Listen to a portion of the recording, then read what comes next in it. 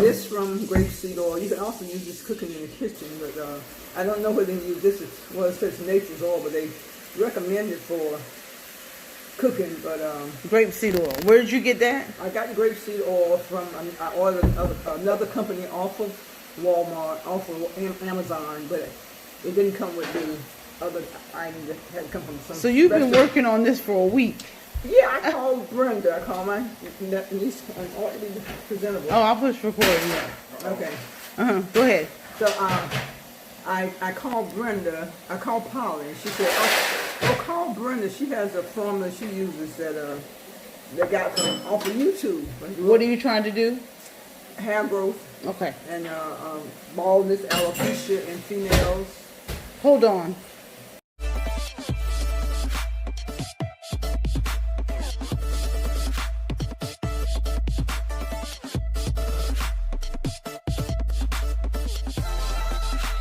Which I understand might have been seen on YouTube some time ago. However, my niece who lives in Hampton, Virginia, Norfolk, Virginia, gave me her formula. And since I've been having trouble with my hair since I cut my locks, and ever since I passed 50 years old, I couldn't grow out my bald spots. However, you also have to know whether or not alopecia, which is baldness, goes in your family, runs in your family, especially with females. So female alopecia, you hear a lot of people talking about that, female pattern baldness. So I'm trying to combat that by making a concoction that will help my hair grow back. So we shall see. And what you see here, the primary ingredients are, first of all, 100% pure Jamaican castor oil.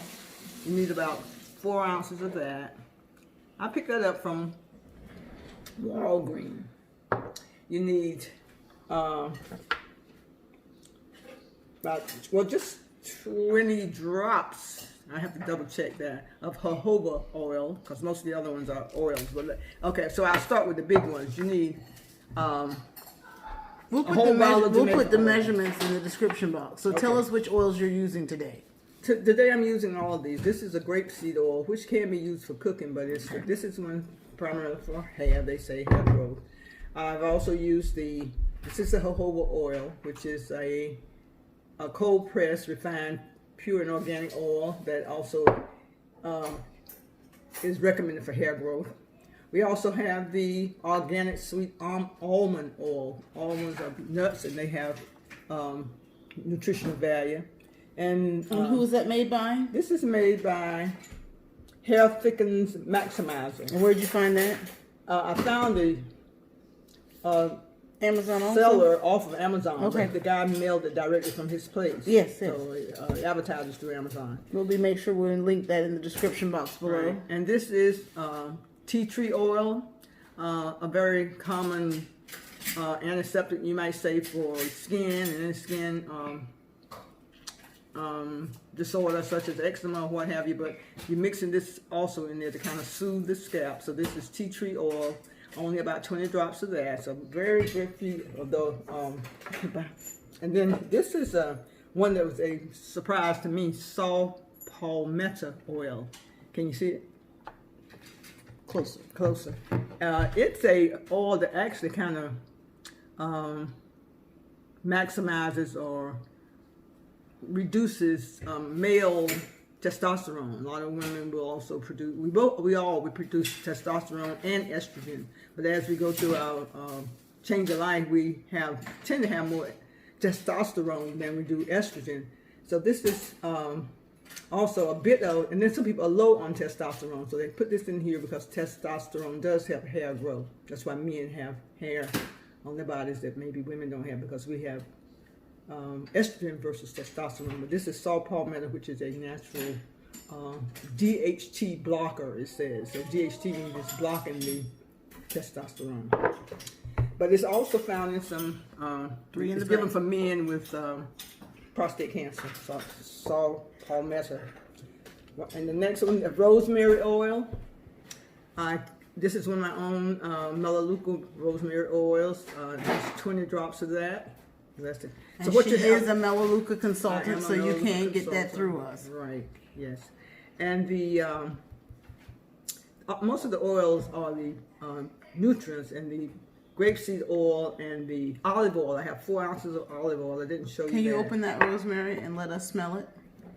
Oh, it's a herb that's it's a stress reducing. Let the camera smell it. Smell Hey. it. Oh, smell that? Oh, don't move it. Don't move it. Me smelling Smell that? Smell that? it. Smells very good. You can rub it up a little bit on your that wrist smells amazing. and help you. Hold it still again. Okay.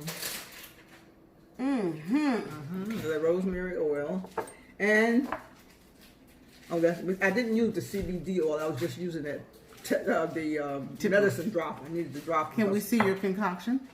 And wait, one more thing. Did I talk about the Yes. jojoba oil? I got everything in it. Let me just bring out this one other thing quickly. Okay, so this is the last oil of the first oil. Maybe I used about 4 ounces of olive oil. So olive oil and grapeseed oil are your carrier oils. Jojoba oil also is a carrier oil, as is pure Jamaican. What do you mean when you say carrier oil? It sort of is the base. Okay. You make just the oily part, so you're putting all these different things in it. Then you put the smaller amounts, like the 20 drops of this, 20 drops of rosemary, 20 drops of tea tree oil, 20 drops of almond oil, whatever that is, right there, and 2 ounces of olive oil. Excellent.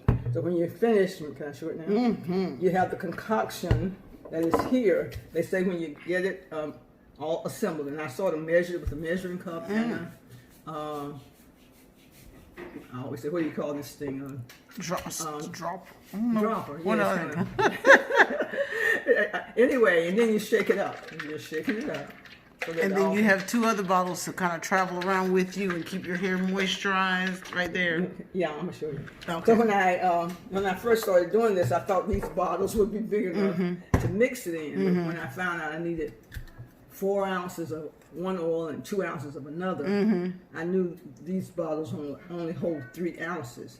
So I mixed the whole concoction. And then if I want to travel, or either want to just not use the whole bottle every day, pour this bottle full and use that. You know, in other words, that would be my everyday supply, and this is my storage. And I spoke with my niece and asked her, I said, well, now where will I store the rest of this oil? Because I thought maybe you might put it in the refrigerator. Because sometimes oil does, what's that word you use often? Ferment. Not ferment, it kind of goes bad. Okay. Yeah. Okay. So, but she said, I just keep it under my sink in the bathroom. So, All right. after I got all the oils together, they're ready, and you use a bit of this on your hair every day, or every other day whenever you think about it, or your scalp, and massage it in, and watch and see what happens. And it's I've had 2. I guess you'll say reports that the individual's hair grew immensely as a result of this treatment. So it's an alopecia treatment for hair growth. It's a hair treatment for alopecia. Ah, hair treatment for alopecia. Amen. Okay. And alopecia is baldness. Well, And some people want their hair, as you see, I have mine cut close now, which I've been wearing it like this for at least 3 years. So I wanted to see what my barber is Lisa. Lisa Carter. She keeps me looking pretty. And as you grow older too, your hair texture changed. So my hair, when I was That was in the my husband, 70s, y'all. I had a short afro, and it was kind of black and not kinky but soft. But now, as my hair is coming back gray, it's more fine and light in color. So I don't know how this oil is going. When it starts to grow back, I don't know what my hair is going to look like. But So keep we'll you provide posted. y'all a monthly update after this video. So we're starting in September, and we'll see you at the beginning of October. See All right. See where we are. All right. Well, thank you, Dr. Rowland. You're more than welcome. And be sure to subscribe to Mrs. Carter's, and we hope that you come back and see us again. We're going to be talking about the book you most recently put out, and we'll revisit that and let you come on and make a guest appearance. So you guys here at Mrs. Carter, stay tuned for my mother, Dr. Rowland, to share with us information about her alopecia journey and her newest book that's out. And then she may even talk to us about her other book. So lots to do over here at Mrs. Carter. Thank you for watching. Thank you for subscribing. Is there anything else you'd like to say, Dr. Rowland? I just like to say I did use a measuring cup to measure these items, like 4 ounces and 2 ounces, because I know lots of people like to estimate, but you know, if you're trying to create something, you want to know if it's working, you want to kind of go by the formula. And being a nurse, I cater to that belief that you gotta, you know, you get what you put into it. So those are all the ingredients. That's what I did, and we will keep you informed. All right. Wait, bye. Bye.